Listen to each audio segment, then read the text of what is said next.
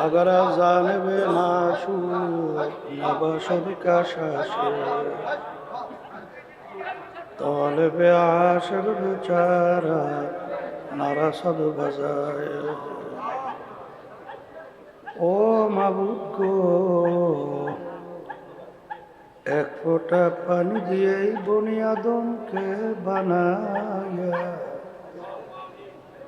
এই দুনিয়াতে কয়েকদিন ঘুরাইয়া ফিরাইয়া আবার এই অন্ধকার কবরে নিয়া যাইবে।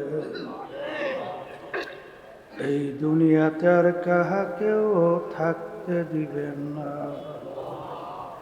ভাই বলি বন্ধুরে বলি কেউ তো আপন না। ভাবিয়া চিন্তা করিয়া দেখিলাম মাওলা, ওই অন্ধকার কবরে আপনি সারা কেহ আপন হবে না। রব্বানা আতিনা ফিদ দুনিয়া হাসানাতান ওয়া ফিল আখিরাতি হাসানাতান ওয়া কিনা আযাবান নার। رب ارحمهما كما ربياني صغيرا سبحان ربك رب العزة عما يصفون وسلام على المرسلين والحمد لله رب العالمين। এই ডাইন পাশ বাম পাশে কোনো হরেন দেয় নাই, তাহলে এখানে শব্দ আসবে কিভাবে? কোনো শব্দই তো আসবে, সব শব্দ বাহিরে দিয়ে রাখছে। বক্সে দেবে কেন? নিয়ম ছিল তো হরেন দেওয়া। কি যে একটা মাইক সেটিং শুরু করছে, মাহাবিলি বয়ানই করা যায়।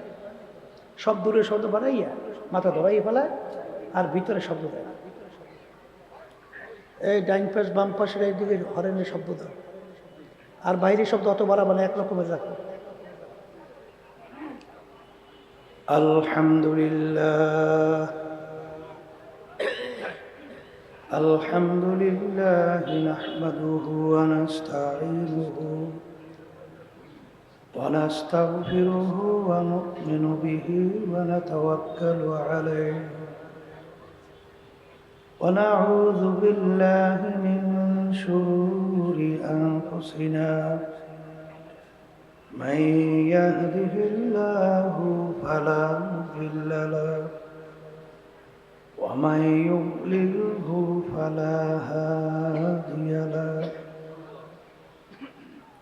ونشهد أن لا إله إلا الله وحده لا شريك له ونشهد أن محمدًا عبده ورسوله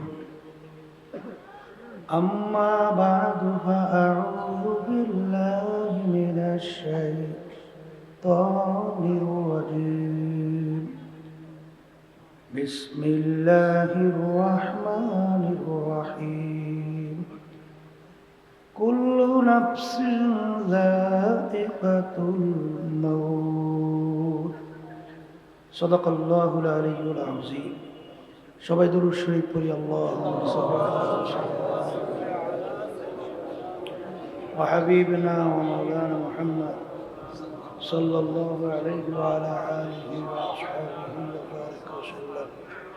اللهم صل على سيدنا ونبينا شفيعنا وحبيبنا ومولانا محمد صلى الله عليه وعلى آله وأصحابه وبارك وسلم. اللهم صل على سيدنا ونبينا شفيعنا وحبيبنا ومولانا محمد صلى الله عليه وعلى آله وأصحابه وبارك وسلم. শুকরিয়া আদায় করতেছি মহান রব্বুল আলামিনের দরবারে। রব্বুল আলামিন ফিতনা ফাসাদের যুগে দুনিয়ার সমস্ত কাজ থেকে বিরত রেখে উলামায়ে কেরামদের মজলিস, জাকিরিন, শাকিরিন, সাদিকিন, অনেক আল্লাহর খাস বান্দারাই মজলিসের মধ্যে আছে, যাদের সঙ্গে আমাদের জীবনের একটা সময় আল্লাহ রাব্বুল আলামিন কাটাবার সুযোগ করে দিয়েছেন। শুকরিয়াতান সবাই বলি আলহামদুলিল্লাহ। অনেক লোকের কানে মাহফিলের দাওয়াত পৌঁছার পরেও অনেকের সুযোগ থাকা সত্ত্বেও মাহফিলে আসে নাই। আবার তালাশ করলে দেখবেন বহু দূর থেকে কষ্ট স্বীকার করে আমার অনেক ভাইরা মাহফিলে পাগলের মতো সুইটে চলে আসছে। মান জাদ্দা ওয়াজাদা, যে যেই জিনিস পাওয়ার জন্য চেষ্টা করে ওই জিনিসে পাইয়াও যায়।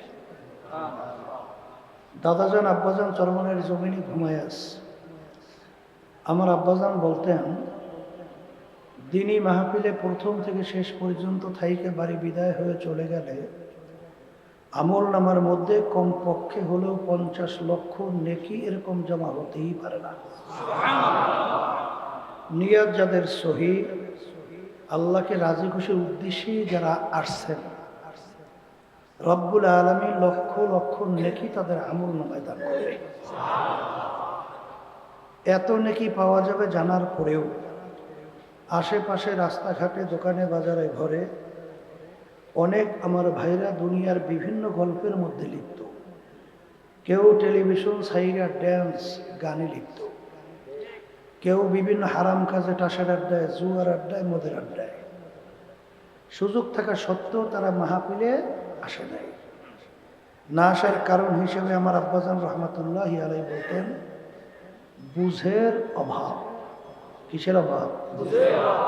আর এই বুঝের জন্যই মাহফিলের ব্যবস্থা। আল্লাহ রাব্বুল আলামিনের কাছে দোয়া করেন, রব্বুল আলামিন আপনি আমাদেরকে দ্বীনের সহি বুঝ দান করেন। আমিন। হাদিসের মধ্যে আসছে, আল্লাহ রাসূল সাল্লাল্লাহু আলাইহি ওয়াসাল্লাম, পাশে একটা কথা মনে রাখা লাগবে, হেদায়েত কিন্তু কোনো পীরের হাতে নাই। বলেন, কোনো পীরের হাতে নাই, কোনো বাবাদের হাতেও নাই, কোনো দলের নেতা নেত্রীর হাতেও নাই, কোনো উস্তাদ বা উস্তাদদের হাতেও নাই। হেদায়েত একমাত্র আল্লাহর হাতে। কথা ঠিক না বেঠি? উজানি কারি ইব্রাহিম সাহেব রহমতুল্লাহি আলাইহি, তাকে একজন প্রশ্ন করছিলেন, হযরত, হেদায়েত আল্লাহর হাতে রাখলেন কেন? হুজুর বলছিলেন, হেদায়েতের চেয়ে বড় নেয়ামত আর কিছু নাই, হতেও পারে না। আল্লাহ রাব্বুল আলামিন তার হাতে রাখছে এর জন্যে যে আল্লাহ চায় বান্দা বান্দি আমার কাছে হেদায়েত চাবে, আমি দান করব। তাহলে বলতে পারেন যে হেদায়েত কারো হাতে নাই, তো হুজুর পীরের কাজটা কি? পীর কাকে বলে এটা বোঝা লাগবে। পীর একটা ফার্সি শব্দ, আরবিতে বলে মুর্শেদ, বাংলা অর্থ হলো পথ প্রদর্শক। আপনি চিটাগাংয়ের রাস্তা চেনেন না, যে আপনাকে চিটাগাংয়ের রাস্তা দেখাবে সেই হইল পীর। ওই পথে চলা বা না চলার দায়িত্ব আপনার এবং আমার, আর মঞ্জিল মাকসুদে পৌঁছাবার মালিক হলো আল্লাহ। এখন পীর পথ দেখানো, মন গড়া কোনো পথ দেখাতে পারবে না? পারার কারণ কি সেটাও আমাদের জানতে হবে।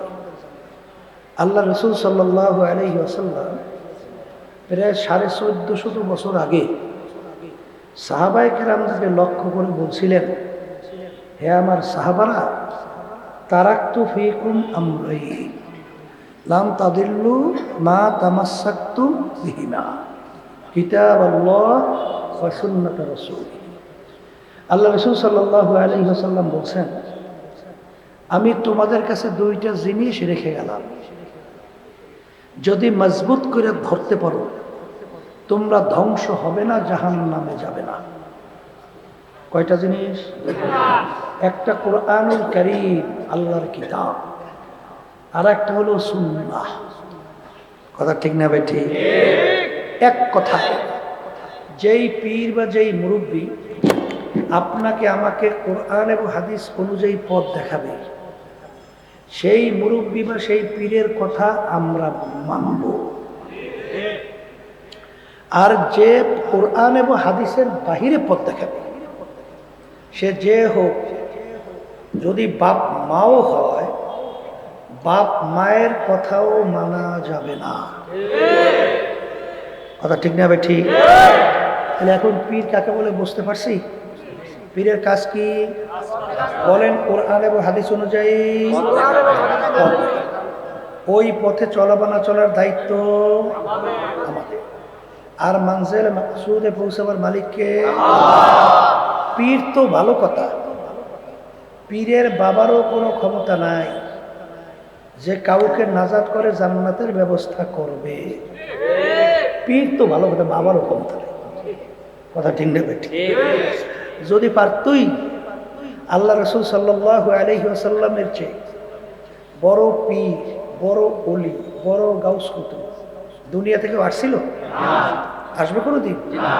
তাহলে আল্লাহ রসুল সাল্লাল্লাহু আলাইহি ওয়াসাল্লাম দুনিয়ায় থাকা অবস্থায় তার কলিজার টুকরা সন্তান ফাতেমা রাদিয়াল্লাহু তাআলা আনহা তাকে ইঙ্গিত করে বলছিলেন, ইয়া ফাতেমা তুজি নাফসাকা মিনান নার।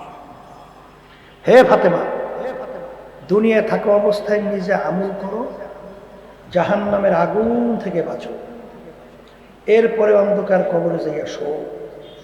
ফাতেমা যদি কবরে এই পরিচয় দেও, আমি আখিরি জামানার নবীর মেয়ে, আল্লাহ রসুল সাল্লাল্লাহু আলাইহি ওয়াসাল্লাম বলছেন, এই পরিচয় কবরে কোনো কাজ হবে না।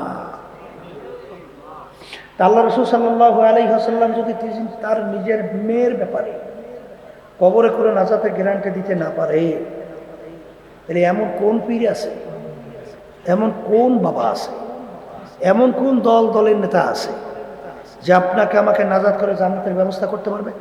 একটু মোড়ামুড়ি কম করেন, দূরের শব্দ এত বাড়াইয়েন না। এত বাড়াইছেন কেন শব্দ দূরে? আমি আসতে বলবো, জোরে বলবো, হাত দিয়ে রাখছেন খেলে এটার মধ্যে না, বয়ানি করতে পারে। বলছি বাহিরের শব্দ ভিতরের শব্দ একরকমের রাখে। বাহিরে বেশি শব্দ বাড়িলে পিছন থেকে শব্দ এদিকে প্রতিধ্বনি হয়, বেশি কমাইয়েন না। মাহফিল করতেছে আর আস্তে কথা বললে এই পাশে শব্দ বাইরে নয়, দূরে শব্দ হয়। কথা আস্তে বললো তো পাশে শব্দ বেরোবে, বেরোইবে না, নাহলে তো মাথা ধরে। তাই যেই কথা বলতে চাইছিলাম, বলেন পীর বা মুরব্বীর কাজ কি? বলেন কোরআন এবং হাদিস অনুযায়ী পথ দেখানো। বলেন ওই পথে চলা বা চলাচলার দায়িত্ব কাদের? আমাদের। উদ্দেশ্যে পৌঁছবার মালিককে। এখন আমার ভাইদেরকে বলবো, পর্দালে মা বোনদেরকে বলবো, শোনেন, বর্তমানে বাংলাদেশে পীরের নামে, বাবার নামে অভাব নাই। কথা ঠিক না ঠিক? আছে না নাই? আছে। আমি আমার বাজানদেরকে বলবো, শোনেন, আল্লাহ রসুল সাল্লাল্লাহু আলাইহি ওয়াসাল্লাম প্রায় 1450 বছর আগে সাহাবায়ে কেরামদেরকে লক্ষ্য করে বলছিলেন, এ আমার সাহাবারা, আমার আগের নবীর উম্মতদের ভিতরে 72 দল ছিল। কয় দল? আমার উম্মতের ভিতরে 73টা দল হবে। আমার উম্মতের দল হবে কয়টা? এখানে কিন্তু আল্লাহ রসুল সাল্লাল্লাহু আলাইহি ওয়াসাল্লাম বলেন আমার উম্মতের ভিতরে 73 দল। একে তো সহিহ হাদিস মিশকাত শরীফের ভিতরে আসছে, তিরমিজি শরীফের মধ্যেও আসছে। এই সহিহ হাদিস আমার উম্মতে 73 দল হবে। এখানে কিন্তু হিন্দু, খ্রিস্টান, ইহুদি, বৌদ্ধ, অন্যান্য ধর্ম অবলম্বী এরা সবাই মিলে যে 73 দল, এটা কিন্তু না। যারা আল্লাহ রসুলকে নবী মানছে, আল্লাহর উপরে যারা ঈমান আনছে, এদের ভিতরে 73 দল হবে। এই 73 দলের ভিতরে আল্লাহ রসুল সাল্লাল্লাহু আলাইহি ওয়াসাল্লাম বলছেন 72 দল, অর্থাৎ 73 জন লোকের ভিতরে 72 জন লোক ধ্বংসপ্রাপ্ত হইয়া জাহান্নামে চলে যাবে। জোরে বলেন নাউজুবিল্লাহ। একটা দল শুধুমাত্র নাজাত পেয়ে জান্নাতে যাবে। কয়টা দল? সাহাবায়ে কেরাম প্রশ্ন করলেন, আল্লাহ রাসূল সাল্লাল্লাহু আলাইহি ওয়াসাল্লাম, যদি আপনার উম্মতদের ভিতরে 73 দল হয়, এর ভিতরে 72 দল যদি ধ্বংসপ্রাপ্ত হইয়া জাহান্নামী হয়, একটা দল যদি শুধুমাত্র নাজাত পেয়ে জান্নাতি হয়, কোন দলটা জান্নাতে যাবে? তার পরিচয়টা কি? তখন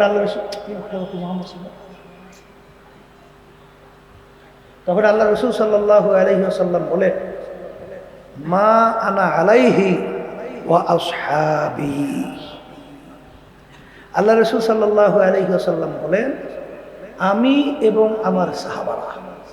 বলেন, আমি এবং আমার সাহাবারা যেই পথ, যেই মত, যেই নীতি আদর্শ, যেই সূরা, যেই সিরা, যেই আকীদার মধ্যে আছি, কিয়ামত পর্যন্ত যারাই এই নিয়মে থাকবে তারাই নাজাত পাইয়া জান্নাতি। মাপকাঠি পাইছেন? জান্নাতে কারা যাইবে মাপকাঠি পাইছেন? এখন আপনার আমার দায়িত্ব হলো যে আমাদের আমল মানে কাজ সাহাবায়ে কেরামদের কাজের সঙ্গে মিলানো লাগবে। আমল মানে কি? কাজ। যে আমাদের আমলগুলো সাহাবায়ে কেরামদের আমলের সঙ্গে কাজের সঙ্গে মেলে কিনা। যদি মেলে জান্নাতি, না মেলে আমি বাজানদারকে বলি, আল-ইয়াওমা আকমালতু লাকুম দীনাকুম ওয়া আতমামতু আলাইকুম নি'মাতি ওয়া রাদিতু লাকুমুল ইসলাম দীনা। দিন পরিপূর্ণ, দিনের ভিতরে বাড়তি কমতি আর কোনো দিক নাই, আসবেও না। কথা বলেন, নবী কি শেষ নবী না আবার আসবে? আসতে বলেন, হ্যাঁ বর্তমানে কিন্তু এক শ্রেণীর এই বলা শুরু করছে, মহিলাদের বলে পোশাকাদির ব্যাপারে কোনো বলে রেস্ট্রিকশন নাই। একটু নাউজুবিল্লাহ আউজুবিল্লাহ। মোবাইলে লাইটটা জ্বালাই রাখছেন কেন? চোখে লাগে না? তাইলে বোঝা গেল যে মহিলাদের পোশাকাদির ব্যাপারে কোনো রেস্ট্রিকশন নাই। এইটা যদি কেউ যাই না, সই না, বুঝা বলে বিশ্বাস করে, ঈমান থাকবে না। কারণ আল্লাহ রাব্বুল আলামিন কোরআন কারীমে কি বলছেন? লিবাসুত তাকওয়া যালিকা খায়র। পরহেজগারি লেবাস তোমাদের জন্য উত্তম। সবাই জোরে বলেন সুবহানাল্লাহ। কোন পোশাক উত্তম? এখন পরহেজগারি লেবাস কোনটা? এক শ্রেণী বর্তমানে বেরিয়েছে, নাম দিয়েছে ইসলাম, গায়ে সাবান ইসলাম। কথা কয় না? আল্লাহ রাসূল সাল্লাল্লাহু আলাইহি ওয়াসাল্লাম দুনিয়াতে আসছে, আল্লাহ পাঠাইছে। আল্লাহ রাসূল বলেন, বুইসতু মুআল্লিমান। আল্লাহ রাব্বুল আলামিন আমাকে ওস্তাদ হিসেবে পাঠাইছে। কি হিসাবে? তাহলে ওস্তাদ হলে তার ছাত্র লাগে না? বলেন ছাত্র সাহাবায়ে কেরাম। কারা? এই সাহাবায়ে কেরামের সংখ্যা প্রায় 1.5 থেকে 1.5 লক্ষের কাছাকাছি। 1.5 থেকে 1.5 লক্ষের কাছাকাছি সাহাবায়ে কেরাম। তাহলে আল্লাহ রাসূল সাল্লাল্লাহু আলাইহি ওয়াসাল্লাম সাহাবায়ে কেরামদেরকে সরাসরি কোন পোশাক পরিধান করাইছেন, তাদেরকে কিভাবে নামাজ পড়াইছেন, তাদেরকে কি কি আমল করাইছেন, সরাসরি সাহাবায়ে কেরামদেরকে আল্লাহ রাসূল সাল্লাল্লাহু আলাইহি ওয়াসাল্লাম তালিম দিয়া, ট্রেনিং দিয়া তৈরি করছেন। এই যে বর্তমানে একদল বাইরে এসে ইমাম মানে না, আছে না নাই? হ্যাঁ, ওরে সর্বনাশ। আবার হেরা বলে বলে, আর হ্যাঁ বলে আহলে হাদিস। আমি বাজানদেরকে বলে, কেউ কষ্ট পাইবেন না, রাগ করবেন না, বোঝার চেষ্টা করেন। এই আপনি আহলে হাদিস দাবি করেন, তাইলে কোরআন বাদ হয়ে যায় না? আসতে কয় তাহলে আবার আর একদল বাইরেবেন আহলে কোরআন। কি কথা কয় না? কি বাইরেবে না? আচ্ছা, আপনি আহলে হাদিস, বেশ। এদের কাজ কিন্তু মূলত দুইটা, আমরা যেটা পাইছি আর কি, জোরে আমিন বলা আর বুকের ভাগ বলা। দেখছেন না? আচ্ছা, এখন আমার বাজানদেরকে বলি, শোনেন, এ আল্লাহর বান্দারা, এ পর্দা আলে মা বোনেরা, এই যে আমিন জোরে বলা এবং বুকের ভিতরে হাত বাঁধা, বুকের ভিতরে হাত বাঁধার হাদিসও কিন্তু সহিহ। এটা কি সহিহ। আবার কিন্তু নাভির নিচে হাত বাঁধার হাদিসও কিন্তু সহিহ। দুটোটাই কি? তাহলে এখন এই দুই হাদিসের ভিতরে তাতবিক দিতে হইলে এখন ইমাম লাগবে না? আসতে বলে লাগবে কি লাগবে না? শোনেন, 4 জন ইমাম উল্লেখযোগ্য বড় ইমাম, ইমামুল আজম আবু হানিফা রাহমাতুল্লাহি আলাইহি, আর একজনকে ইমাম শাফি রাহমাতুল্লাহি আলাইহি, আর একজনকে ইমাম মালিক রাহমাতুল্লাহি আলাইহি, আর একজনকে ইমাম আহমদ বিন হাম্বল রাহমাতুল্লাহি আলাইহি। কি কথা ঠিক কিনা? আমার বাজানদেরকে বলি, এই 4 ইমামের ভিতরে একজন ইমাম শুধু তাবি। তাবি কাকে বলে? যে সাহাবায়ে কেরামদেরকে দেখছে। তাবি কাকে বলে?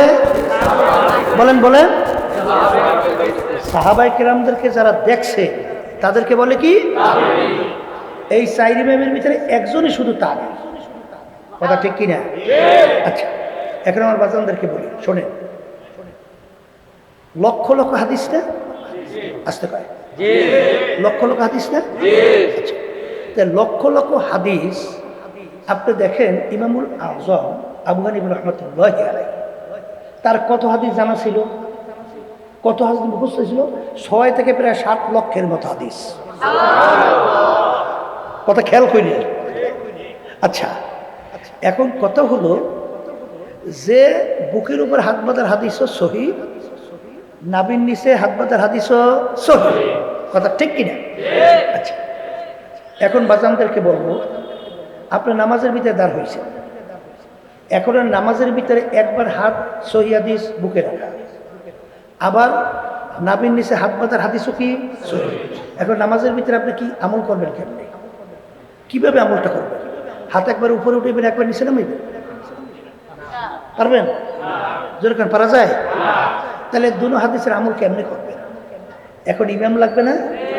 তাবি যারা সাহাবায়ে কেরাম থেকে দেখছেন, কি লাগবে না? শোনেন, মহিলাদের সতর হলো বুক। মহিলাদের সতর কোথায়? বুক। আর পুরুষদের সতর হলো নাভির নিচ। কথা ঠিক না ভাই? ঠিক।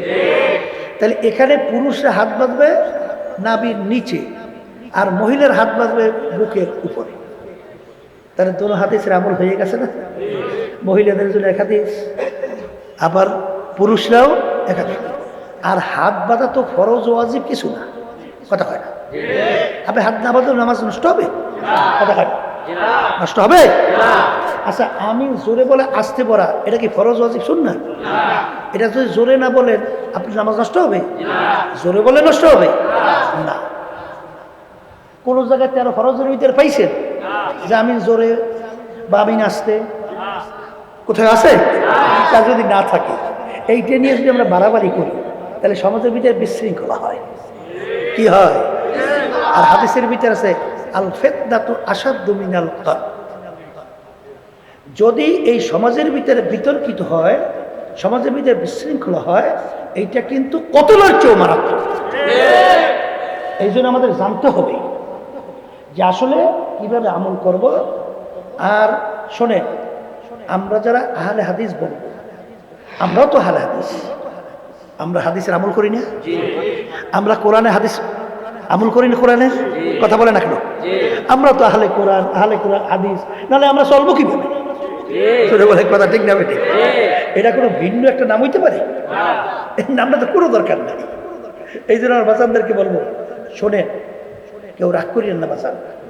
বুখারী শরীফ হাদিসের মধ্যে আসছে 3 শ্রেণীর মানুষদেরকে দিকে আল্লাহ রাব্বুল আলামিন সহিহ হাদিস বুখারী শরীফে আল্লাহর রহমতের নজরে তাকাবে না।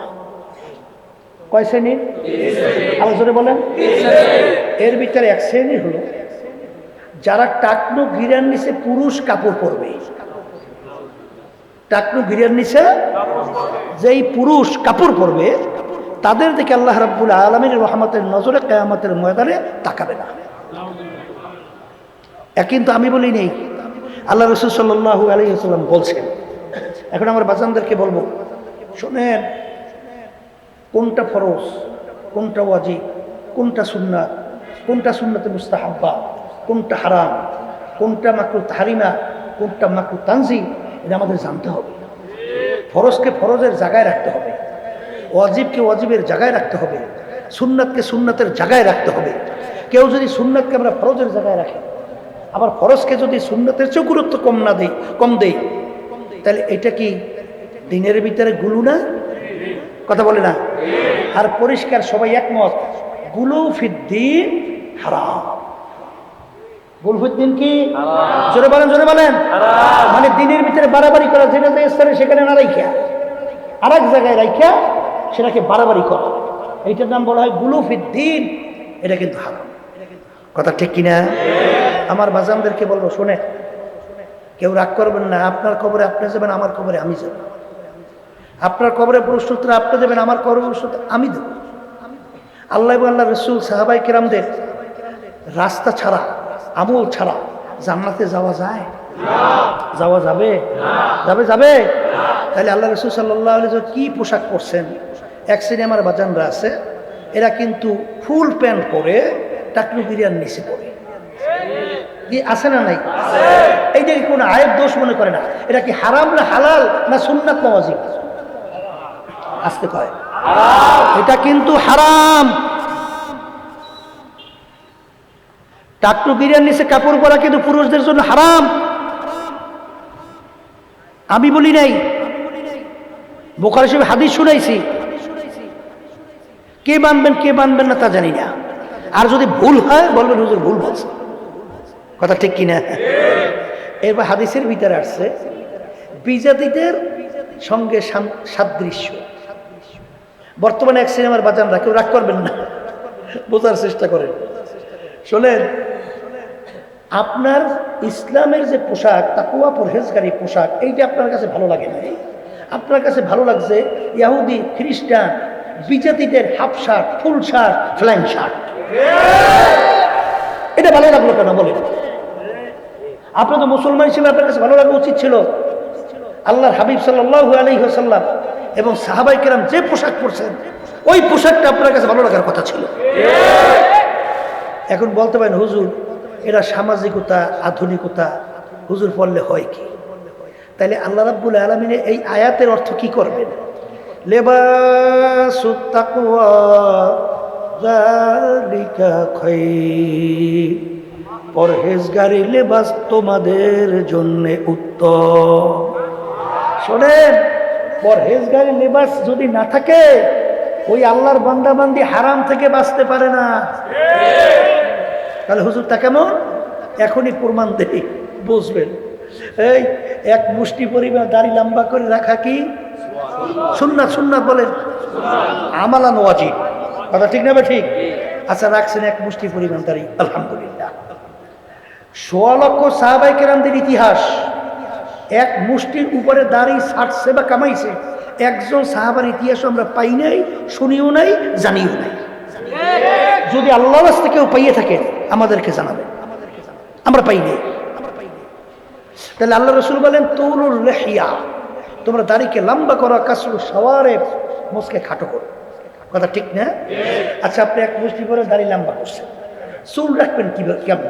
কিভাবে রাখবেন বলেন? 3 প্রকারের এক প্রকার। এই কান্দা পর্যন্ত লম্বা, কানের লতি পর্যন্ত লম্বা, সাউহু, সব দিক দিয়ে সমান করে দেওয়া। এই 3 প্রকারে এক প্রকার সুন্দর। কথা ঠিক কিনা? রাখছেন আপনি 3 প্রকারে এক প্রকার চুল। এরপরে টুপি মাথায় রাখা কি? কথা বলে, টুপিটা কেমন হবে? বলে বিজাতিদের সাদৃশ, মানে যেটাকে ক্যাপ বলে ওরা, ক্যাপ।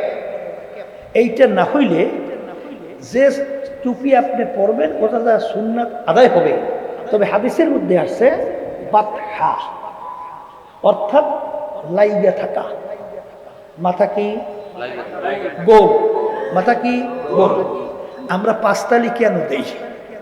হাকিমুল উম্মাত আশরাফ আলী থানভী রহমতুল্লাহি আলাইহি তিনি দেখলেন মাথা গোল, বল বল গোল করতে হলে কি লাগে?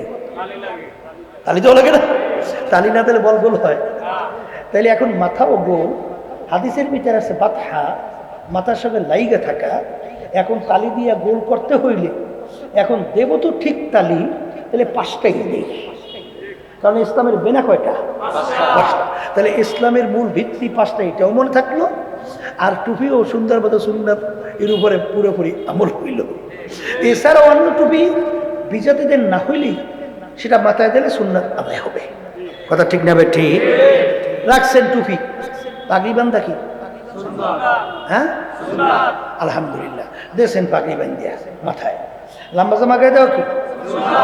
হাদিসের ভিতরে আছে নিসফু সাদ, হাঁটু গিরা মাঝ বরাবর লম্বা রাখছেন আপনি লম্বা জামা। এখন পুরো আপনার 3.5 হাত বডিটা কি সুন্নাতের দ্বারা সাজানো হয়েছে না? আচ্ছা, সাজানোর পরে এই পাগড়ি বাইন্দা দাড়ি রেখা লম্বা জামা গায়ে দিয়া আপনি সিনেমা হলের ভিতরে ঢুকিয়া সিনেমা দেখতে পারবেন কিনা? কিনা আসতে কয় কে? পাগড়ি টাগড়ি বাইন্দা লম্বা জামা পরিয়া দাড়ি সুন্নতি রাইখা সিনেমা হলে যাওয়া যায় না? যদি কেউ এই সুরাতে সিনেমা হলে যায়, তাই সিনেমা দেখার একদল নাই? আছে আছে। ওরা বলবে এই বেটা, এই তুই যে হুজুর মানুষ, এই তুই সিনেমা এসে কথা বলে না। তুই সিনেমা দেখতে মনে করছেন আমাদের মন চায় না? আসতে কয় ও তোমার মন চায়, আমার বুঝি মন চায় না? এই মেয়েদের সঙ্গে আড্ডা মারতে তোমার মন চায়, আমার মন চায় না? পাগলামি মনে করছেন না? চিত্ত বিনোদন, এটা আপনার মন চায়, আমার মন চায় না? মন চাইলেও এই সুন্নাতের বরকতে আল্লাহ রাব্বুল আলামিন হারাম থেকে ফিরিয়ে রাখে। এই সুন্নতি পোশাক যদি আমি 3.5 হাত বডিতে সাজান, ইচ্ছা করলেই রাস্তায় যে কোনো একটা মেয়ের সঙ্গে ডলাডলি আসি ধাক্কাধাক্কি করতে পারে? আচ্ছা, ভালো করে বুঝছেন পারে? যদি এই কেউ কেউ করে রাস্তার মধ্যে, তখন এই তুই হুজুর মানুষ, এই কাজটা করো কি? মেয়েদের সঙ্গে আড্ডা মারতে মন চায় না? বিভিন্ন জায়গায় পার্ক দেখবেন, যাইয়া পার্ক ও এখন কুত্তায়ও পারে না, হ্যাঁ ও ছাড়াইছে। কথা কয় না? জোরে বলেন কথা ঠিক না বেটি? কেউ রাগ করবে না, বোঝার চেষ্টা করে। আবার বাজানদেরকে বলি, তবে মন চাইলেও সুন্নাতের বরকতে আল্লাহ হারাম থেকে বাঁচাইয়া রাখে। এই যার মাথায় টুপি থাকবে, লম্বা জামা গায়ে থাকবে, সুন্নতি পোশাক থাকবে, সে কোনোদিন ঘুষ খেতে পারে না। তখন তার ভিতর থেকে বাধা আসবে, এই তুই কাজটা করো কি? কারণ হাদিসের ভিতরে রাসূলুল্লাহ সাল্লাল্লাহু আলাইহি ওয়াসাল্লাম বলছেন, রাশি ওয়াল মুরতাশি কিলাহুমা ফিন্নার। ঘুষ দেওয়া ঘুষ নেওয়া দুটোটা জাহান্নামী। আমি বলি নাই, আল্লাহ রাসূল সাল্লাল্লাহু আলাইহি ওয়াসাল্লাম বলছেন, আমি শুনাইতেছি। এই বর্তমানে দেখেন না ঘুষের কায়দাটা কি, এই হারামের কায়দাটা কি? কিছুদিন আগে শেখ হাসিনা পালাইল না? কি বলছিল আমার পিয়ন? হ্যাঁ বলে 400 কোটি টাকার মালিক, হেলিকপ্টার ছাড়া চলি না। কি জোরে বলে কথা ঠিক না ভাই? তাহলে একটা পিয়ন বেতন কত? 400 কোটি টাকার মালিক হইছে। এই আল্লাহ রাসূল সাল্লাল্লাহু আলাইহি ওয়াসাল্লাম বলে, যেই হারাম মালের দ্বারা রক্ত এবং গোশত তৈরি হবে তার জায়গা জাহান্নাম ছাড়া হবে না। হে মুসলমান, কষ্ট হইতে আছে, কঠিন মনে হইতেছে না? কঠিন না? কিন্তু আসলে এই নিয়ম অনুযায়ী যে চলতে পারেন, দেখেন এর আরামের কোনো শেষ না। ওই ঘুষখোর আর সুদখোর সাদাবাস ওইলে চোর চোর চোর চোর বাপ। কারণ ও নিজেই জানে আমি যে অন্যায়কারী, আমি হলাম দুর্নীতিবাজ। তাহলে ওর ভিতরে সফলতা, ওর ভিতরে শক্তিটা আসে কোথা থেকে? কথা ঠিক যাবে ঠিক। এই জন্য আমার বাজানদেরকে বলবো, এর থেকে বাঁচা তো বড় কষ্ট। কারণ বড় অফিসার, বেতন কয় টাকার, ওই যে সংসার চলাও তো কষ্ট। আর নিচের পিয়ন এ ঘুষটু সেই সুন্দর মতো বাড়ি, একটা না দুইটা না 5-6টা হয়েছে। আজকে একজন বলতেছে, হুজুর খুব বিপদে আছি, এই যে বিভিন্ন কায়দায় ট্যাক্স বসাই গেছে হুজুর আমার উপরে, কত 15 লাখ না জানি কয় লাখ। শেষ পর্যন্ত কয় কি বলে 2.5 লাখ দিও। তাই কলে তো ঠিক আছে সরকারি রিসিট দেন। বলে না রিসিট দেওয়া যাইবে না, আমার কাছে তো ব্যবস্থা আমি করে দেবো। অনেক কথা বুঝছেন? সরকারিভাবে বলতেছে 50,000 টাকা, আর বাকি বলে লোফাট হচ্ছে। হওয়ার পরে খবর নিয়ে দেখা গেল 5-6টা 5তলা বিল্ডিং।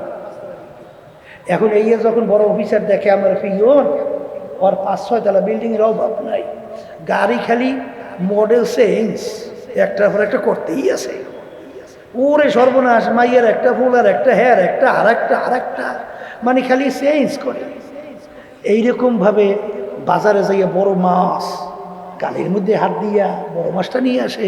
আর অফিসার হেতু চিন্তা করে যে আমার তো হিসেব করি চলা লাগবে, বড় মাছ তো সবসময় খাইতেও পারবো না, আরও তো কায়দা করিয়া সুন্দর সার সৌকাতে চলে। এই দেখে আর সহ্য করা কঠিন না? আসতে কয় কঠিন না? এই জন্য আমার বাজানদেরকে বলবো, তাইলে সুন্নাতের বরকতে আল্লাহ রাব্বুল আলামিন হারাম থেকে বাঁচায়। বাস্তবতা আছে না নাই? আর বাজানদেরকে সংক্ষেপে এটা বলি, শোনেন, আপনিও মানুষ আমিও মানুষ। আল্লাহর ফজল করমে নিয়ম অনুযায়ী দাঁড়িয়ে রাখছি না, টুপি মাথায়, লম্বা জামা গায়ে দিছি। আচ্ছা আলহামদুলিল্লাহ। আমাকে যদি কেউ বলেন হুজুর আপনাকে 1 কোটি টাকা দেব, আপনি দাড়িটা কামান, নাউজুবিল্লাহ, পারবো? আসতে কয় বলে হুজুর একটা কাজ করেন, লম্বা জামাটা খুইলিয়া একটা শার্ট পরিয়া টুপিটারে বাদ দিয়া রাস্তায় একটু হাঁটেন, পারবো? হ্যাঁ, আচ্ছা তাহলে দাড়িও ফেলাইতে পারলাম না, টুপিও ফেলাইতে পারলাম না, লম্বা জামাও ফেলাইতে পারলাম না, তাহলে বুঝে গেলে এর মধ্যে একটা মজা আছে। আসতে কয় আছে না নাই? আবার দাড়ি না রাখার মধ্যেও কিন্তু একটা মজা আছে, টুপি না রাখার মধ্যেও কিন্তু একটা মজা আছে, লম্বা জামা গায়ে না দেওয়ার মধ্যেও কিন্তু একটা মজা আছে। জোরে বলেন আছে না নাই? এ কবরের যাত্রীরা এক মজায় খুশি হয়, আল্লাহ এবং আল্লাহর রাসূল। আর এক মজায় খুশি হয় ইবলিস শয়তান এবং তার দলীয় শাগরেতেরা। জোরে বলেন কথা ঠিক না ঠিক? আজকে আফসোস মুসলমানদের কি হলো, ভারতের অটল বিহারী বাজপেয়ী ছিল ভারতের প্রধানমন্ত্রী, মনে আছে? মনে আছে অটল বিহারী বাজপেয়ী? এই বাংলাদেশে আসছিল রাষ্ট্রীয় সফরে। কি পরে আসছিল?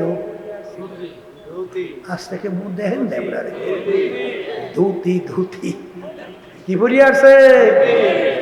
আফসোস আজকে হিন্দু অটল বিহারী বাজপেয়ী তার ধর্মীয় পোশাক তারা রাষ্ট্রীয় মেহমান হিসাবে আসছে, তারপরেও তাদের ধর্মীয় পোশাক ধুতি ছাড়ে নাই। কিন্তু আমাদের মুসলমানদের কি হলো? মুসলমানদের পোশাক নিয়ে মুসলমানদের কাছে বিরক্ত। বলেন নাউজুবিল্লাহ।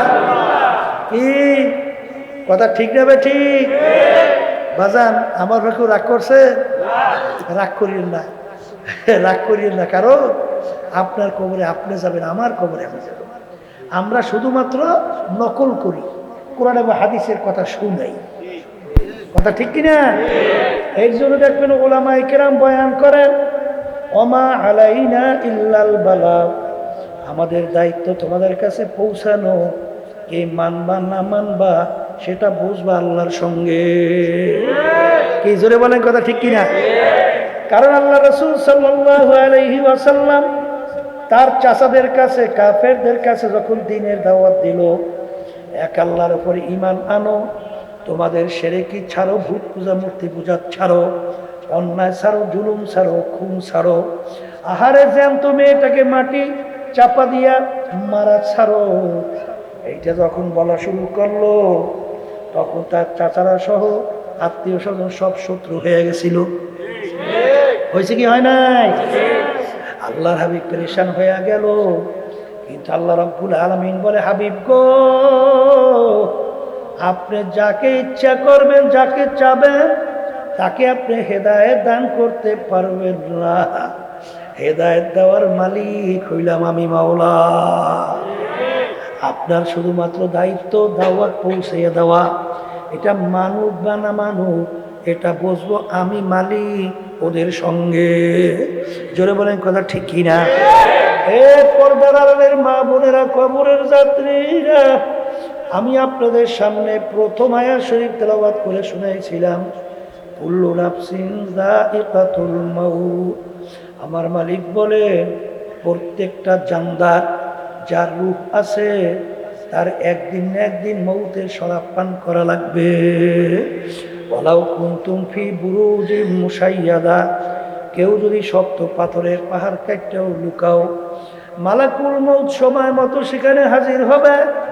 এখন আমার বাজানদেরকে বলবো, পর্দার আড়ালের মা বোনদেরকে বলবো, মরার পরে কি হবে ওই সত্য কোরআনুল কারীমের ভিতরে আল্লাহ রাব্বুল আলামিন আপনাকে আমাকে অনেক আগেই জানায় রাখছেন। ফারিকুম ফিল জান্নাতি ওয়া ফারিকুম ফিস সাইর। আমি মানুষগুলোকে মরার পরে দুইটা ভাগে ভাগ করব। কয় ভাগ? আবার কোন এ তৃতীয় কোনো ভাগ আছে? এ জোরে বলেন, তৃতীয় কোনো ভাগ আছে? তাহলে মরার পরে ভাগ কয়টা? আমি বলেই নাই, কোরআন কারীমে আল্লাহ বলেছেন, আমি শুনাইতেছি। কথা ঠিক কিনা? এই ফারিকুম ফিল জান্নাহ ওয়া ফারিকুম ফিস সাইর, এক শ্রেণীর এক দলকে আমি সাজাইয়া পড়াইয়া আমি ওদের জন্য এমন মেহমানখানা বানাইছি যেই মেহমানখানার নাম হলো বেহেশত। আল্লাহ আপনি আমার জন্য আমাদের সবার জন্য কবুল করে না। আল্লাহু আকবার। হে আল্লাহর বান্দারা, পর্দার মা বোনেরা, আমার মালিক তোমার আমার জন্য কেমন মেহমানখানা বেহেশত বানাইলেন। আমার মালিক আল্লাহ রাসূল সাল্লাল্লাহু আলাইহি ওয়াসাল্লাম বলেন, বেহেশত এমন ভাবে আমার মালিক সাজাইছে যা এত সুন্দর কেউ কোনোদিন চোখে দেখে নাই, কেউ কোনোদিন কানেও শোনে নাই, কেউ কোনোদিন কল্পনাও করতে পারে নাই।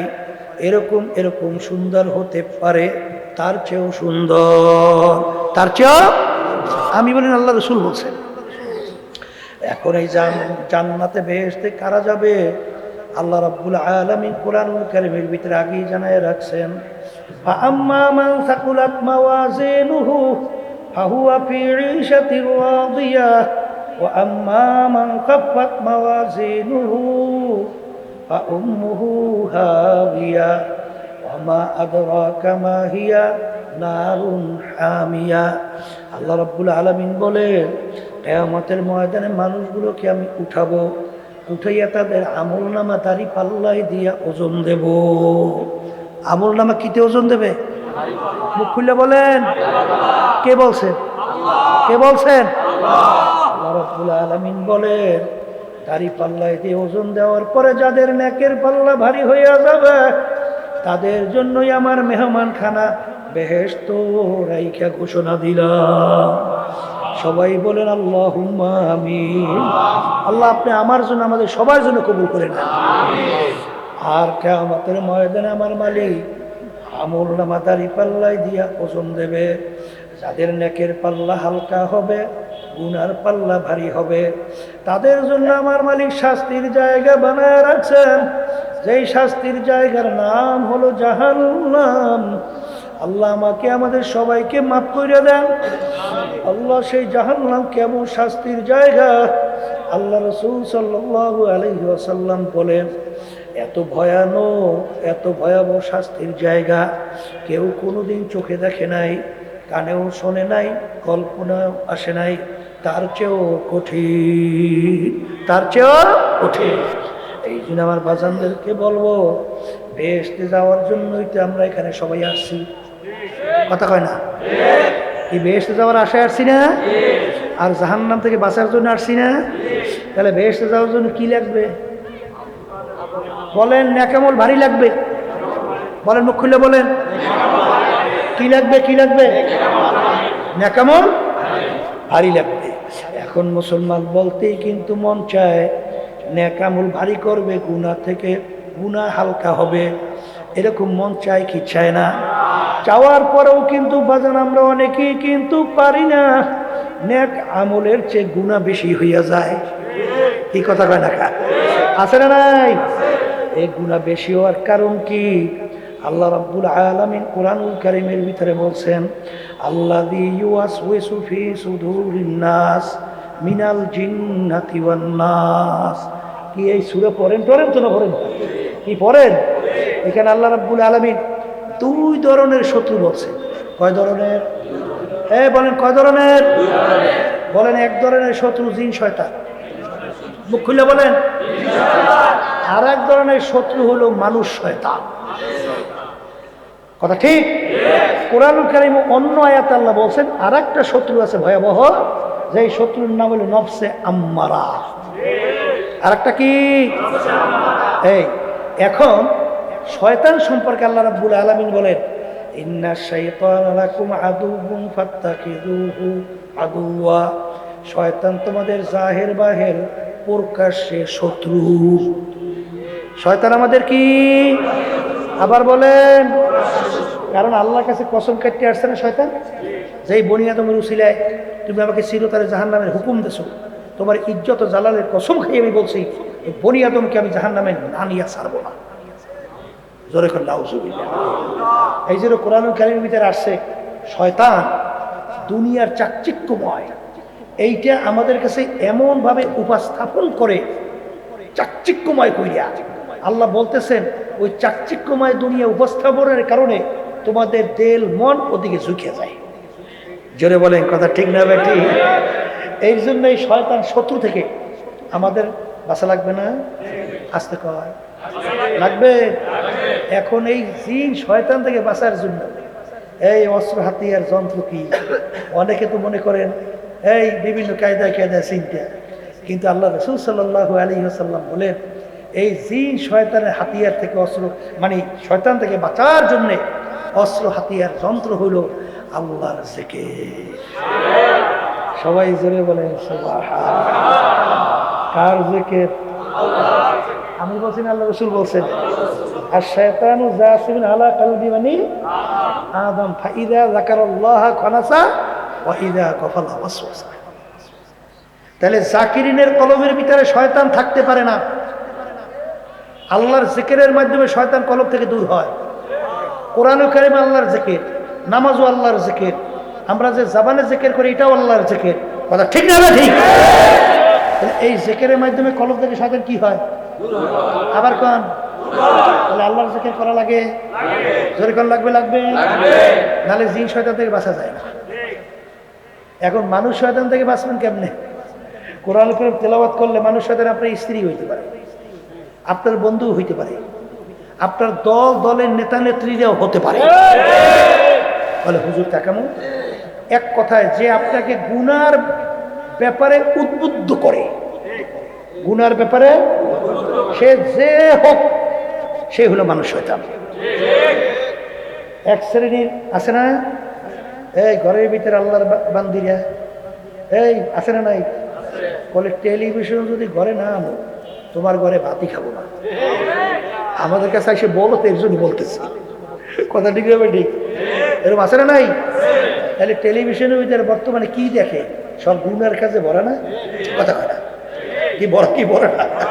তাহলে এই গুনার ভিতরে উদ্বুদ্ধ। এরপরে আরো যে কত কাহিনী আছে এরকম শেষ।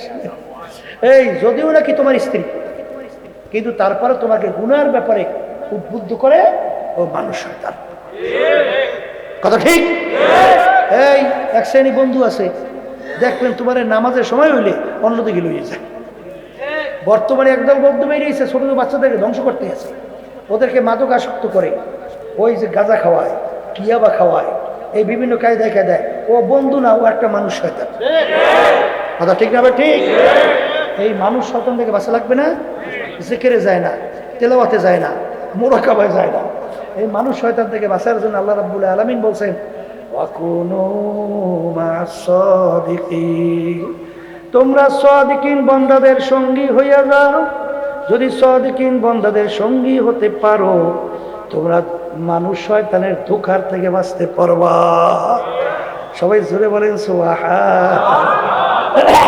এই আল্লাহর বান্দারা শোনেন, এই জন্য কোনো এক কবি বলছিলেন সোহবাতে সালেহ তোরা সালেহ কুনাদ, সোহবাতে তালেহ তোরা তল मुफलिह तूनात एक ज़माना सोबत बा औलिया बेहतर सद साले ताअत बेरिया गेले कुलू इधर हम्माम रोज़े রসিদাল দাস্তে মাহবুবে বাদস্তা একটা মাটির চাকার থেকে গোলাপ ফুলের ঘেরান আসে জিজ্ঞাসা করে মাটির চাকা তুমি পরিচয় দাও তুমি গোলাপ ফুল না অন্য কোনো মিশক আম্বার না তুমি কোন সুগন্ধি পরিচয় দাও মাটির চাকা পরিচয় দেয় আমি কোনো গোলাপ ফুল কোনো মিশক আম্বার অন্য কোনো ঘেরান নয় আমি একটা মাটির চাকা তোমার থেকে এত সুন্দর কেন ঘেরান আসে মাটির চাকা বলে আমার সঙ্গে একটা গোলাপ ফুল ফুইটা আমার সঙ্গে লাইগা ছিল ওই ফুলের ঘেরান আমার ভিতরে ঢুকতে ঢুকতে এখন আমি সাধারণ মাটির চাকা নাই আমি একটা গোলাপ ফুলে পরিণত হয়ে গেছি এই গোলাপ ফুলের সঙ্গে সম্পর্ক রাখার কারণ ও এখন কি হয়েছে আসতে কয় কি জোরে বলেন কথা ঠিক না বেঠি আপনি জাকিরিনের সঙ্গে চলাফেরা করবেন দেখবেন অল্প দিনের ব্যবধান আল্লাহর ফজল করবে আপনি একজন জাকিরিন হইতে পারবেন আপনি একজন নামাজির সঙ্গে যদি চলাফেরা করেন দেখবেন অল্প সময়ের ভিতরে আপনি একজন নামাজি হতে পারবেন আপনি একজন সত্যবাদীর সঙ্গে যদি চলাফেরা করেন আপনি অল্প সময়ের ব্যবধানে একজন সত্যবাদী হইতে পারবেন জোরে বলেন কথা ঠিক না বেঠিক এই জন্য আমার বাজানদেরকে বলবো আল্লাহর হুকুম সাদিকিন বান্দাদের সঙ্গী হওয়া লাগবে কার সঙ্গী হওয়া লাগবে আবার জোরে বলেন এই জন্য দেখবেন কিতাবের ভিতরে আসছে যার মুরব্বি নাই ওর মুরব্বি হয় শয়তান ওর মুরব্বি হয় কেডা ওর মুরব্বি তো খালি থাকবে না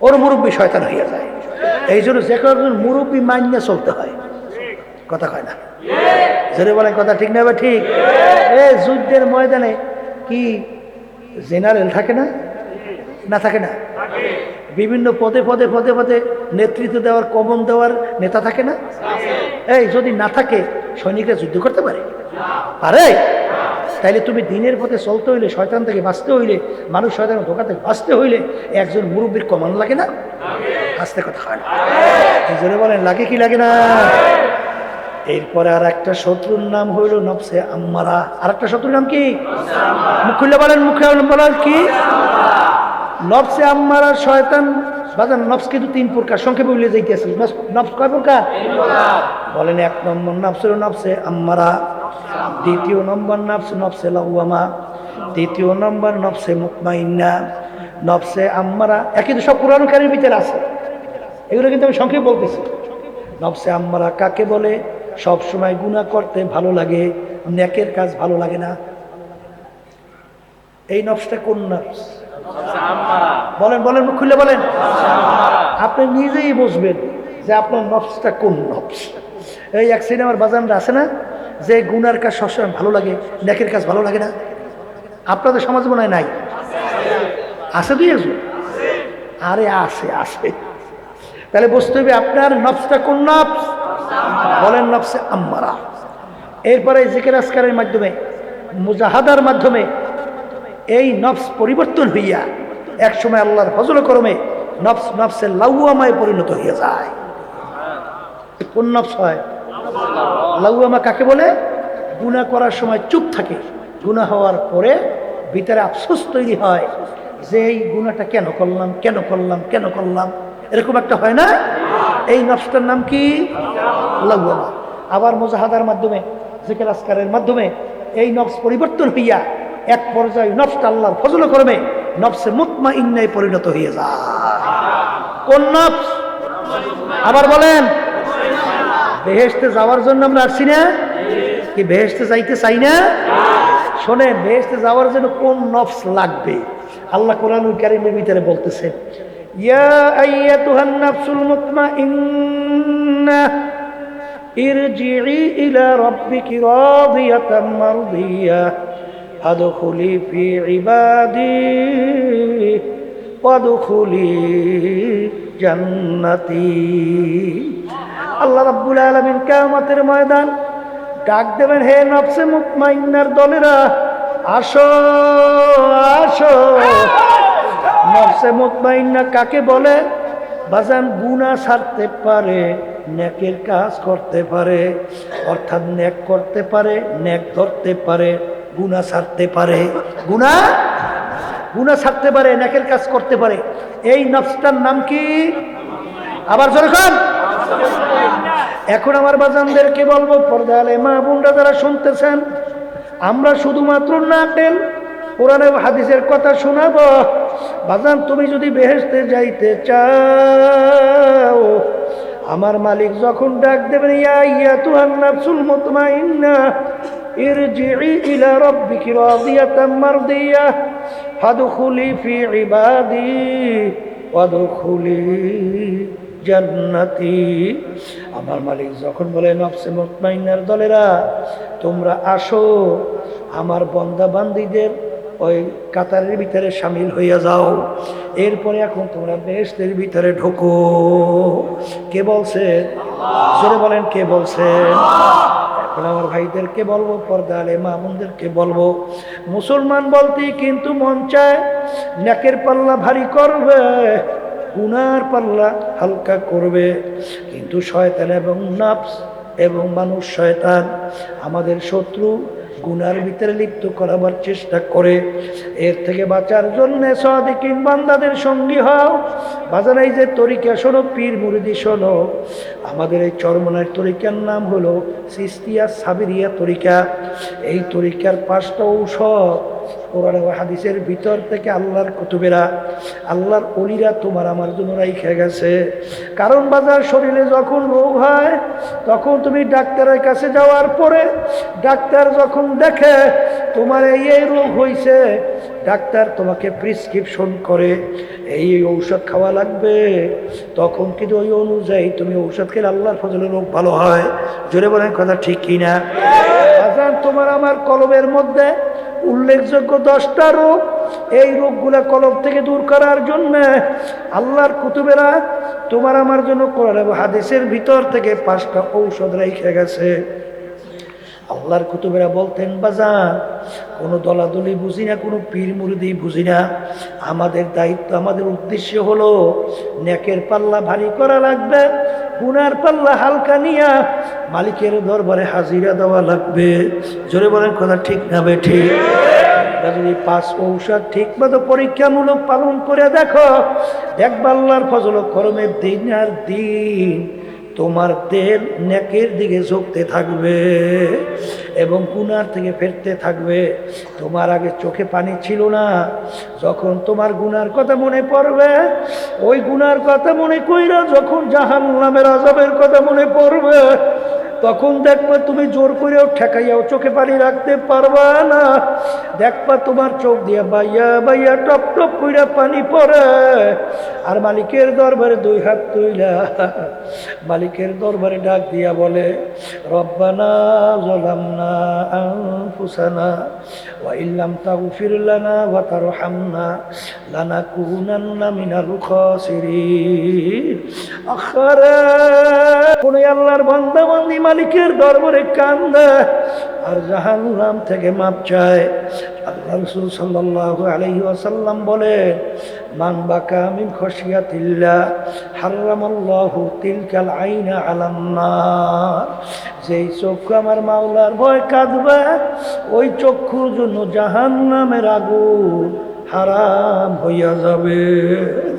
আল্লাহ রাসূল অন্য হাদিসে বলেন, লা ইয়ালিজুন নার মান বাকা মিন খাশিয়াতিল্লাহ হাত্তা ইয়াউদাল লাবানু ফিদ দরএ। যেই চক্ষু আমার মাওলার ভয় কাঁদবে, ওই চক্ষু জাহান্নামে এরকম অসম্ভব হইয়া যাবে। সেরকম গাভীর বান্ধের থেকে দুধ দোহাইয়া ওই বান্ধের ভিতরে ঢুকানো যেরকম অসম্ভব, ওই আল্লাহর বান্দা বান্দিকে এরকম জাহান্নামে দেওয়া এরকম অসম্ভব হইয়া যাবে। আল্লাহ রাব্বুল আলামিন কোরআনুল কারীমের ভিতরে বলেন, ফালিয়াদহাকু কালিলাও ওয়ালিয়াবকু কাসীরা। আমার বান্দা বান্দিরা বেশি বেশি পরিমাণে কাঁদো, কম কম হাসো, কিন্তু এক শ্রেণী আমার বাজানরা গুনার পর গুনাহ কইরা যাইতেছে, কই জাহান্নামের কথা মনে কইরা, কবরের কথা মনে কইরা, কিয়ামতের ময়দানের কথা মনে কইরা, আরে একটু আফসোস তৈরি হয় না, চোখেও পানি আসে না। কারণ কি বাজান, আমার আব্বাজান রহমাতুল্লাহি আলাইহি বলতেন, যেই মামলার তদবির নাই তার কিন্তু খালাস নাই। আল্লাহ রাব্বুল আলামিন এক শ্রেণী আল্লাহর বান্দা বান্দি, তাদের ব্যাপারে আল্লাহ ঘোষণা করছেন, তাকশাইরু মিনহু জুলুদুল্লাযিনা ইয়াখশাউনা রাব্বাহুম সুম্মা তালিনু জুলুদুহুম ওয়া কুলুবুহুম ইলা যিকরিল্লাহ। এক শ্রেণী এরকম আমার বন্দাবাদী দুনিয়ার ভিতরে আছে, তাদের যখন আমার আযাব ও গজবের খেয়াল আসে, যখন জাহান্নামের আযাবের কথা তাদের খেয়াল আসে, তখন তাদের শরীরের চামড়া থরথর করে কাঁপে ওঠে, তাদের কলবটা থরথর করে কাঁপে ওঠে। কিন্তু বাজান কই কই, রাত্র যায়, দিন যায়, সপ্তাহ যায়, বছর যায়, যুগ যায়, ছোটবেলার জীবন শেষ হইয়া দাড়ি পাইকে গেল, দাঁত পইরা গেল, গুনার কথা মনে করিয়া তোমার শরীর আমার তোমার চামড়াতে একটু কাঁপলো না, একটু ভয় করলো না, একটু কলকটাও কাঁপলো না, একটু তো চোখেও পানি আসলো না। কিন্তু দুনিয়ার জিন্দেগি সম্পর্কে মাঝে মাঝে চিন্তা করো, মুরাকাবা করো। বাজার কোরআনুল কারীমের ভিতরে আল্লাহ রাব্বুল আলামিন বলেন, কিয়ামতের ময়দানে একজন আর একজনকে জিজ্ঞাসা করবে, ভাই কামলা বিছনা, আমরা দুনিয়ার ভিতরে কতদিন ছিলাম? একজনে উত্তর দিবে, লাবিসনা ইয়াওমান আও বা'দা ইয়াউম আও বা'দা ইয়াউম, একদিন অথবা একদিনের কিছু অংশ মনে হয় ছিলাম, একদিন অথবা একদিনের কিছু অংশ মনে হয় ছিলাম। আর একজন বলবেন, না না, ফাসআলিল আদ্দিন, আরে যারা হিসাব রাখছে তারাই বলতে পারবে আমরা দুনিয়ার ভিতরে কতদিন ছিলাম। আমার তো মনে হয় আমি ঘরের এক দরজার থেকে ঢুইকা অন্য দরওয়াজা থেকে বের হয়ে আসলাম, ঢুকছি বের হয়েছি, এতটুক সময় মনে হয় দূরিয়ে ছিলাম। এই জন্য আমার বাজানদেরকে বলবো, পর্দালে মা বোনদেরকে বলবো, কোরআনুল কারীম কিন্তু সত্য। যারা দুনিয়ার সম্পদের পিছনে পড়ছ, যারা সম্মানের পিছনে পড়ছ, বিভিন্ন দলের নেতা নেত্রীর পিছনে পড়ছো, আমি সেই বাজানদেরকে বলবো, আখিরাতকে ভুলে গেছেন, সেই বাজানদেরকে বলি, শোনো, আল্লাহ রাব্বুল আলামিন কোরআনুল কারীমের ভিতরে আগেই জানায় রাখছেন, ইয়াউমা নাদউ কুল্লা উনাসিন বিইমামিহিম, কিয়ামতের ময়দানে আমার মালিক প্রত্যেকটা মানুষকে তার দলের নেতা নেত্রীর সঙ্গে ডাকবে। ডাইকে আমার মালিক বলবে, তোর দলের নেতা নেত্রী যেদিকে যায় ওদের পিছনে পিছনে সেই দিকে চইলা যা। আমি বলি নাই, আল্লাহ বলছেন, আমি শুনাইতেছি। এক কথায় তোমার নেতা নেত্রীর যেখানে জায়গা, আমার মালিক আমার আল্লাহ বলেন তোরও সেইখানে জায়গা। আমার বাজানদেরকে বলবো, হাদিসের ভিতরে আসছে, আলমান তাশাব্বাহা বিকওমিন ফাহুয়া মিনহুম, দুনিয়ার ভিতরে তুমি যেই দলভুক্ত হইয়া চলবা, যেই দলের নেতা নেত্রীকে নেতা নেত্রী হিসাবে মানবা, কিয়ামতের ময়দানে তুমি ওই দলভুক্ত হইয়া উঠবা এবং ওই দলের নেতা নেত্রীর সঙ্গে তোমার হাসর হবে। এক কথায়, যার সঙ্গে যার মহব্বত, তার সঙ্গে তার কিয়ামত। আমি বলি নাই, আল্লাহ রাসূল বলেছেন, আমি শোনাই রাইখা যাই, আমার ভাই কেউ বাজান রাগ কইরো না, কারণ তোমার কবরে তুমি যাবা, আমার কবরে আমি যাব। কবরে কিন্তু কোনো দলাদলি নাই, কোনো পীরের পরিচয় নাই। যদি কেউ কবরে পরিচয় দেয় আমি চরমনায়ের মুরিদ, এই পরিচয় কবরে কিন্তু কোনো কাজ হবে না। কেউ যদি পরিচয় দেয় আমি ফুরফুরা, আমি জৈনপুরে, আমি আটরশি, আমি রাজারবাগ, আমি দেওয়ানবাগ, আমি চন্দ্রপাড়া, আমি মাইজবান্ডা, আমি আওয়ামী লীগের লোক, আমি জামাত ইসলামের লোক, আমি অমুক দলের লোক, আমি বিএনপির লোক, আমি জাতীয় পার্টির লোক, আমি অমুক বংশের লোক, আমি ওরকম শিক্ষিত, আমি ওরকম ওরকম ওরকম ওরকম। এ আল্লাহর বান্দারা, পর্দার আড়ালের মা বোনেরা, এই পরিচয় কিন্তু কবরে চলবে না। কারণ কবরে সবার জন্য প্রশ্ন তিনটা। এক নম্বর মান রব্বুকা, দ্বিতীয় আমা দীনুকা, তৃতীয় আমার নাবিয়ুকা। এই তিন প্রশ্নের ভিতরে কোথায় কিন্তু নাই তুমি চরমনাই না সারসিনা না ফুরফুরা, তুমি জামাতের না, তুমি তাবলিগ না, তুমি আওয়ামী লীগ না, তুমি বিএনপি। এই পরিচয় কিন্তু কবরে নাই। এই জন্য আমার বাজানদেরকে বলবো, পর্দারে মা বোনদেরকে বলবো, বাজান আমার কোনো রাগ কইরা লাভ নাই, আমাকে গালি দিয়া কোনো লাভ নাই, ওলামায়ে কেরামদের উপরে রাগ কইরা লাভ নাই, গালি দিয়া লাভ নাই। তোমার কবরের পুঁজি তুমি গুছাইয়া রওনা কর। কারণ নেকির পাল্লা যদি ভারী না কইরা যদি মৌতের বিছানায় শুইয়া বস, আমার মালিক বলবেন জাহান্নাম না দেখাইয়া মৌত কইরো না। নাফরমান স্বপ্নের মতো দেখতে থাকবে, জাহান্নামের দরজাগুলা টাস টাস করে খুইলে গেছে, জাহান্নামের আগুন দাউ দাউ করে জ্বলতেছে, জাহান্নামের সাপ বিশ্বগুলো ঘুরাইয়া ঘুরাইয়া তাকাইয়া থাকবে। আজরাইল আলাইহিস সালাতু ওয়াস সালাম আসবে, তার মাথা আসমানে, পাও তার জমিনে, এক হাত মাশরিকে এক হাত মাগরিবে, দুনিয়া জোড়া তার শরীর। বাজার নীল রঙের মতো, দিঘির মতো দুইটা চক্ষু, সমস্ত শরীরের ভিতরে লম্বা লম্বা কালো কালো কতগুলো লম্বা পশম, প্রত্যেক পশমে গোড়া দিয়ে আগুনের জিহ্বা বাইর হইতে থাকবে। এই অবস্থা দেখে নাফরমানের রূহ তো আর বের হতে চাবে না। আখারে 360টা মাকামের ভিতরে পালাপালি করবে। আজরাইল সালাতু ওয়াস সালাম চক্ষু ঘুরাইয়া ধমক দিয়া বলবো, রে খাবিস, দুনিয়ার ভিতরে স্বাধীনতা পাইয়া আমার মালিকের সমস্ত নেয়ামত ভোগ কইরা, আমার মাওলার দেওয়া নেয়ামত চক্ষু দিয়া দেখছো, আমার মালিকের দেওয়া নেয়ামত কান দিয়া শুনছো, আমার মালিকের দেওয়া নেয়ামত জবান দিয়া কথা বলছো, আমার মালিকের দেওয়া নেয়ামত ব্রেন দিয়া পড়াশোনা কইরা সার্টিফিকেট অর্জন করলি, এই ব্রেন দিয়া ব্যবসা বাণিজ্য করে সম্পদ গুছাইলি, আর এই নেয়ামত ব্রেন পাইয়া আরে আজকেও এক আল্লাহর বান্দা আমার সঙ্গে দেখা করে, দুইটা চক্ষু আমার মালিক নিয়ে গেছে নাই। আমার মালিক ইচ্ছা করলে তোমাকে আমাকেও তো অন্ধ কইরা বানাইতে পারতো।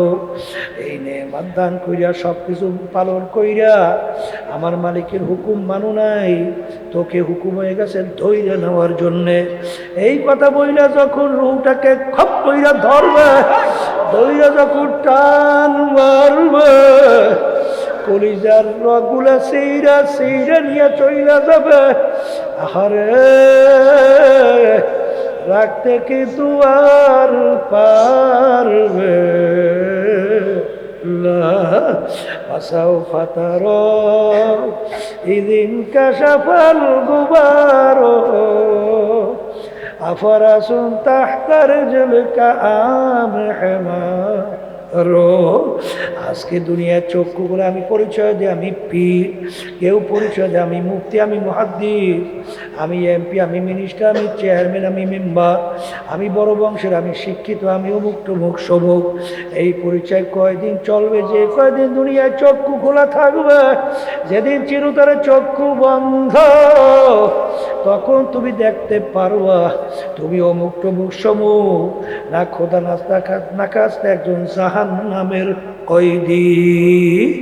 এই জন্য আমার বাজানদেরকে বলবো, পর্দা আলেম আমাদেরকে বলবো, আল্লাহ নবী সাল্লাল্লাহু আলাইহি ওয়াসাল্লাম তার অল্প বয়সে তার দাড়ি পাইকে গেছিল, পিঠ বড় গুজা হয়ে গেছিল।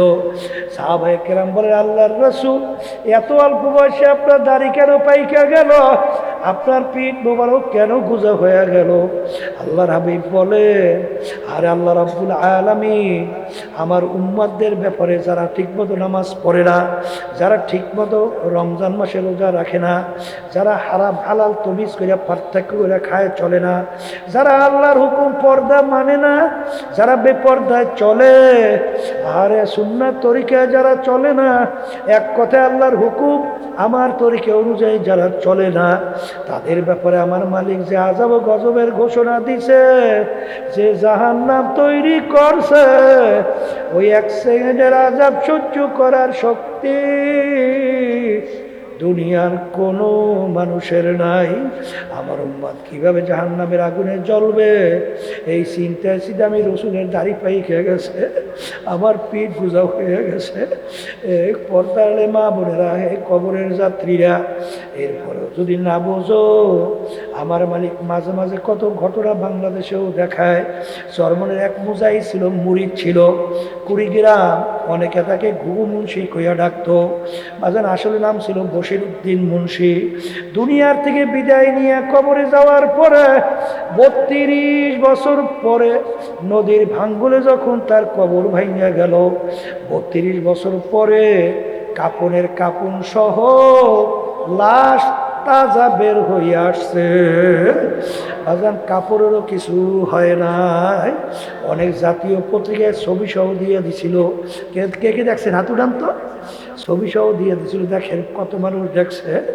আমার বাজানদেরকে বলবো, এমন দুনিয়ার কোন নিয়ম আছে, এমন কোন যুক্তি আছে, একটা কাপড় মাটির সঙ্গে 32 বছর লাইগা রয়েছে, কাপড়টারও কিছু হয় নাই। যত ঘটনা মাঝে মাঝে কাপড়ের কাপড় সহ আমার মালিক কবরে দেখায়, লাশ দেখায়, দিনদার আল্লাহওয়ালা ছাড়া দেখা যায় না। আমি কিছুদিন আগেও উমরা হজ থেকে আসছি। বাজার আমির হামজা রাদিয়াল্লাহু তাআলা আনহু, তার কবর জিয়ারত করে আসছি। বাজার আমির হামজা রাদিয়াল্লাহু তাআলা আনহু শাহাদত বরণ করার 50 বছর প্রায় পরে বাজান তার লাশ মোবারক বের হয়ে আসছিল, একেবারে দিব্যি বোনায় এখন ঘুমাইয়া রইছে। বাজার আবার কত নাফরমান, কত বেনমাজি, হারামখোর, সুদখোর, ঘুষখোর, কত জুলুম বাস। বাজার নাফরমান কবরে আগুন দেখা যায়, সাপ দেখা যায়, নাফরমানের চেহারা শুয়ারের চেহারা হইয়া পইরা আছে। যত দুর্ঘটনা মাঝে মাঝে কবরে দেখা যায়, বাজান হারামখোর, ঘুষখোর, সুদখোর, বেপরদায় চলুন না, মিথ্যাবাস, খুনি, জালেম ছাড়া কিন্তু দেখা যায় না। আমার বাজানদেরকে বলবো, পর্দা আলে মা বোনদেরকে বলবো, দুনিয়ার যে কোনো কাজের ভিতরে একটা সময় থাকে, তারিখ থাকে। তোমার আমার সময়ও কোনো তারিখ নাই, মৌতের কোনো তারিখ নাই, কোনো সময়ও নাই। কখন কোন সময় ডাক আসবে কারো জানা নাই। আমার মালিক যখন মাহফিলে নিয়ে আসছেন, আমার মালিক বড় দয়ার মালিক। যদি গুনাহ পাহাড় পরিমাণ ভুলে চোখে হইয়া থাকে, যদি মাপ চাওয়ার মতো চাইতে পারো, আমার মালিক শুধু মাফ করবেন তাই না, তোমার আমার গুনাহকে নেকের দ্বারা পরিবর্তন কইরা দিবে। আল্লাহুম্মা আমিন। এ ঘরের মেয়ে লোকেরা হাত উঠাও, গুনার কথা মনে করো, দু চোখের পানি ফেলাও, আমার মালিকের দরবারে কান্দো আর মাপ চাও।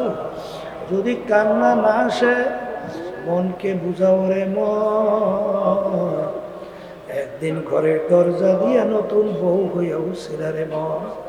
কত মেয়ে লোকে শরবত খাওয়াইলো, কত মেয়ে লোকে বাতাস করলো।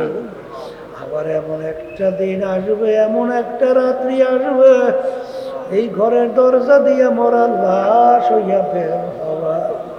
ছেলে কান্দে মামা করে, মেয়ে কান্দে মামা করে, জবাব তো আর দিবা না। আল্লাহ পেটে মাঠের দিকে চাইয়া দেখেন আপনার বান্দারা কিভাবে কান্দে। মালিক আমাদের ছিল মরে নাই, মেয়েও মরে নাই, গুনাহ করে মরছি রে, মাফ করে দেন গো মাওলা, মা করে দেয়।